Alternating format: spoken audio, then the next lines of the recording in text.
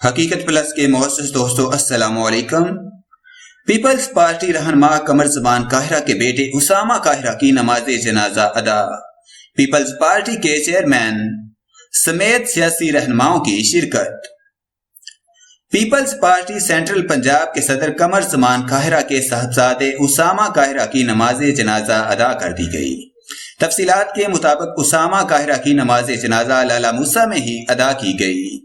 نماز جنازہ میں پیپلز پارٹی کے چیئرمین بلاول بھٹو زرداری، شریک چیئرمین آصف علی زرداری، عوامی مسلم لیگ کے سربراہ شیخ رشید، پیپلز پارٹی رہنما اعتزاز احسن، وفاقی وزیر غلام سرور خان، سابق وزیر اعظم یوسف رضا گیلانی، سابق وزیر اعظم راجہ پرویز اشرف، وزیر اعلیٰ سندھ سید مراد علی شاہ، عثمان ڈار، ندیم افضل چند، لطیف کھوسہ سمیت پیپلز پارٹی اور دیگر سیاسی جماعتوں کے سینئر سیاستدانوں نے شرکت کی۔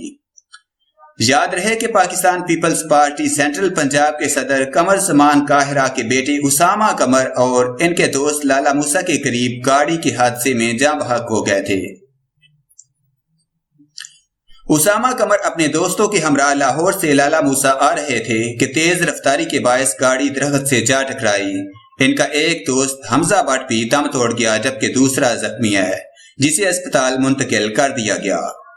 وزیر اعظم پاکستان عمران خان نے اس ٹریفک حادثے پر گہرے دکھ کا اظہار کرتے ہوئے پیپلز پارٹی رہنما قمر زمان قاہرہ کے جوان سالہ بیٹے کی ہلاکت پر صدمے سے دوچار والدین کے لیے دلی ہمدردی کا اظہار کیا۔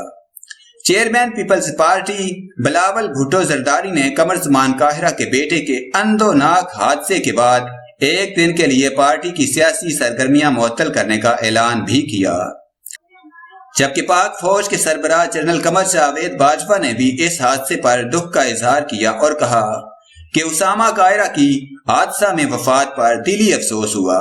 اس کے علاوہ بھی پیپلز پارٹی سمیت مختلف سیاسی جماعتوں کے رہنماؤں نے اس افسوسناک واقعہ پر دکھ کا اظہار کیا اور قمر زمان قاہرہ سے اظہار تعزیت بھی کیا۔